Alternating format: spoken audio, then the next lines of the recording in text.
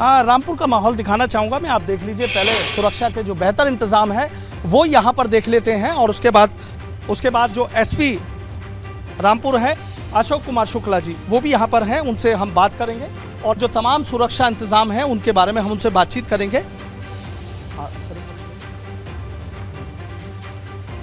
Sir एक चीज़ जानना चाहेंगे, चूँकि आज मतगणना कुछ देर बाद यहाँ पर शुरू हो जाएगी, तो किस तरीके से जो बेहतर इंतजाम है, किस तरीके से जो इंतजाम है वो यहाँ पर किए गए हैं? सर थोड़ा ही जाना, किस तरीके के बेहतर इंतजाम है मतगणना? देखिए, ये 5 कंपनी यहाँ पे सिया वो लगी है, पैरामिलिट्री लगी हुई है।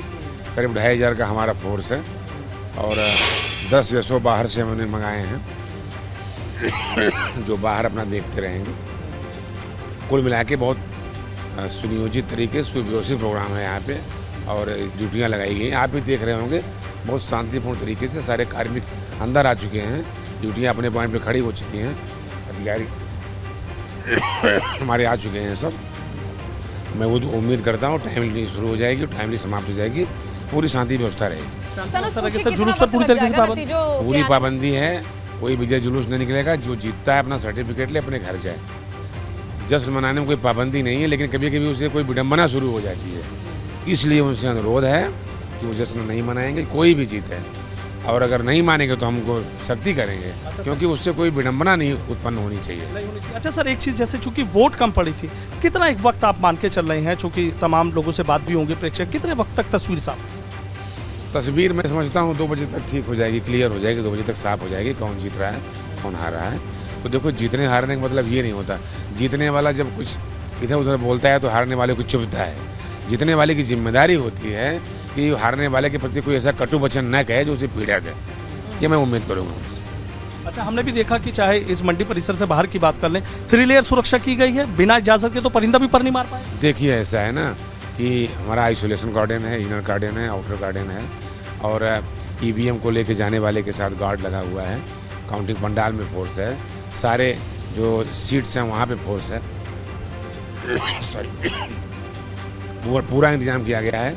हमारे 2 और ऑब्जर्वर महोदय आ गए हैं, एक जनरल ऑब्जर्वर पहले से थे, आगे बैठे हुए हैं, और मजिस्ट्रेट्स हैं। आप लोग हो, सबसे बड़े प्रहरी तो आप हो। आप खुद देख रहे हो कि कितना फ्रीली मूवमेंट है सभी का यहाँ। तो जिस तरीके से मतदान की चुनौती स्वीकार करती है, आज मतगणना है, आखिरी पड़ाव। मैं कि जीवन स्वयं में चुनौती है, पुलिस जॉब अपने आप एक चुनौती है। हमारा तो प्रतिपल चुनौती है, हम इसको फेस करने के लिए कटिबद्ध हैं, करेंगे इसको।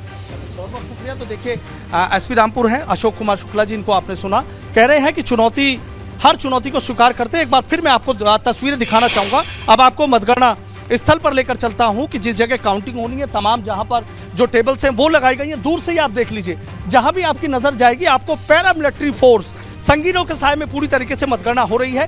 कहीं किसी तरह की कोई दिक्कत परेशानी या किसी तरह की कोई अव्यवस्था यहाँ पर नजर नहीं आएगी। इस तरह के जो बेहतर इंतजाम है, इलेक्शन के दौरान आरोप लगाया था आसिम राजा ने कि वोट नहीं करने दिया जा रहा है। ऐसे में एक कहीं ना कहीं मनोवैज्ञानिक दबाव भी रहता है कि एक पक्ष का ऐसा कहना भी रहा है।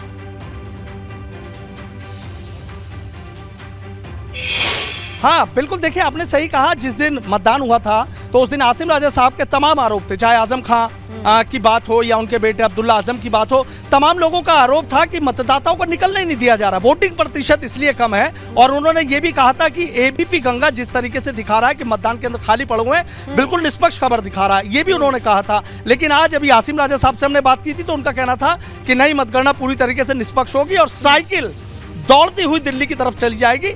कैसे दौड़ेगी, कितनी स्पीड से दौड़ेगी, ये धीरे धीरे तस्वीर साफ होगी। और यहाँ पर किस्मत का फैसला होना है इन प्रत्याशियों की, क्योंकि यहाँ समाजवादी पार्टी और बीजेपी में आमने सामने की टक्कर है। और सबसे बड़ी बात यह है कि देखिए, आसिम राजा साहब हैं, समाजवादी पार्टी के प्रत्याशी हैं, आजम खां के बेहद करीबी हैं। बीजेपी के प्रत्याशी घनश्याम सिंह लोधी हैं, वो भी कभी आजम खां के करीबी रहे हैं। और राजनीति में कहा जाता है कि कब दोस्ती कब दुश्मनी में बदल जाए कुछ नहीं कहा जा सकता।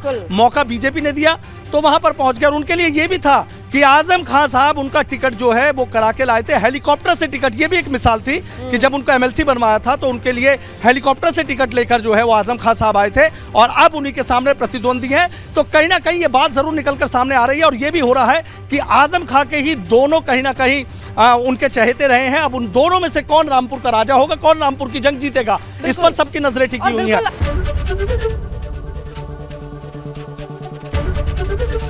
एबीपी गंगा, खबर आपकी, जुबान आपकी।